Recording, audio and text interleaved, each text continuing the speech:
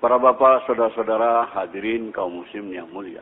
Tidak bisa kita pungkiri bahwa seluruh manusia yang hidup di dunia ini mempunyai masalah. Orang miskin punya masalah, orang kaya pun punya masalah juga. Orang yang tidak punya uang masalah, orang yang banyak uangnya pun masalah juga. Orang yang tinggal di kampung masalah, orang yang tinggal di kota-kota besar juga bermasalah juga.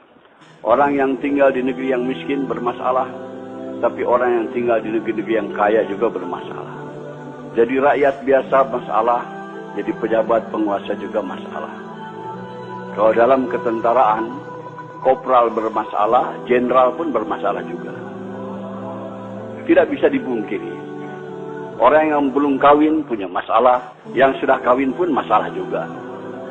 Yang belum punya anak masalah, yang sudah punya anak banyak pun masalah juga. Yang tinggal di gubuk bermasalah, tapi yang tinggal di rumah-rumah mewah juga bermasalah juga.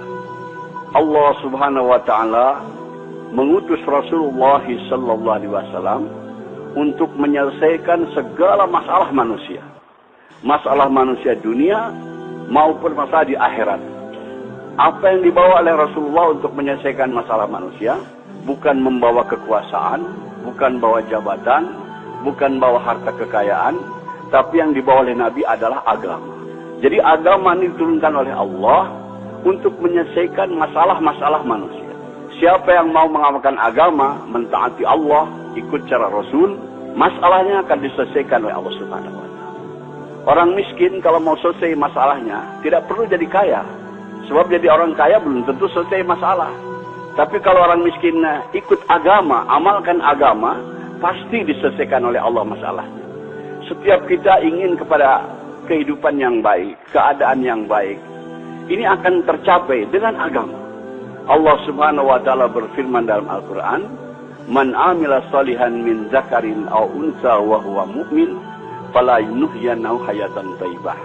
Barang siapa yang beramal soleh, yaitu taat kepada Allah dengan cara Rasul, baik laki-laki maupun perempuan, dan dia beriman, kami akan berikan kepadanya kehidupan yang baik. Kehidupan yang baik akan datang kepada kita bukan dengan harta, bukan dengan kekayaan, bukan dengan kemewahan, tapi dengan agama.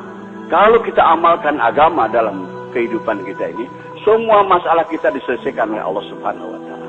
Begitu juga kehidupan kita bermasyarakat, bernegara, kalau ingin masalah-masalah selesai dari masalah masyarakat, masalah kenegaraan dan sebagainya, agama juga.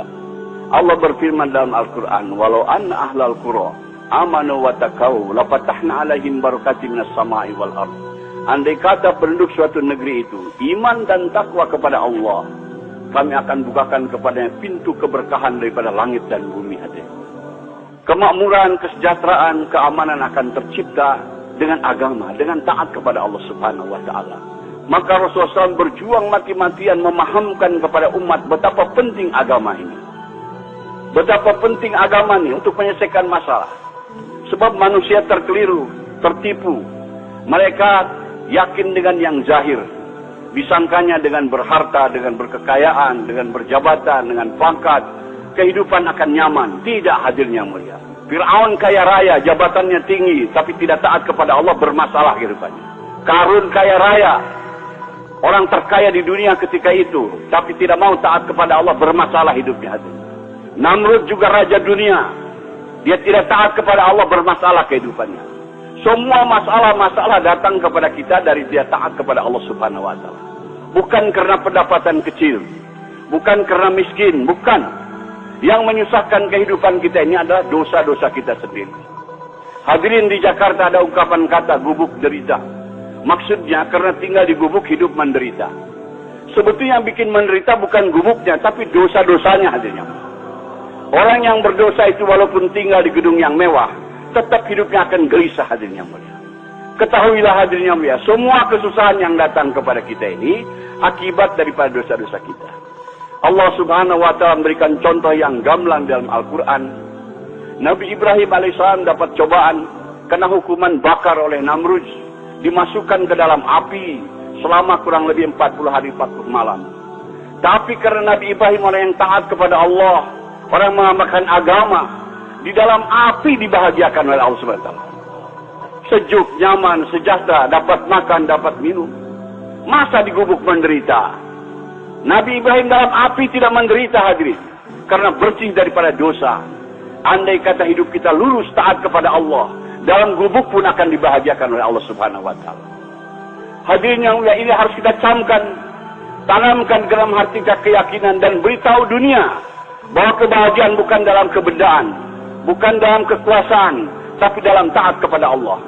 Siapa yang tidak taat kepada Allah akan celaka hidupnya, dunianya apalagi akhiratnya. Kita bertanggung jawab atas perkara ini.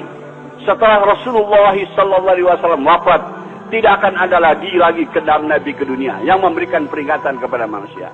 Kita selaku umat Nabi Muhammad SAW beritahu kepada dunia supaya manusia ini selamat. Hanya dengan ikut cara Rasulullah, kehidupan kita akan aman, akan tentram, akan sejahtera, akan bahagia. Maaf hadirin, hidup kita bukan akan bahagia dengan modern, dengan ikut barat. Tidak ada janji Allah Subhanahu wa taala.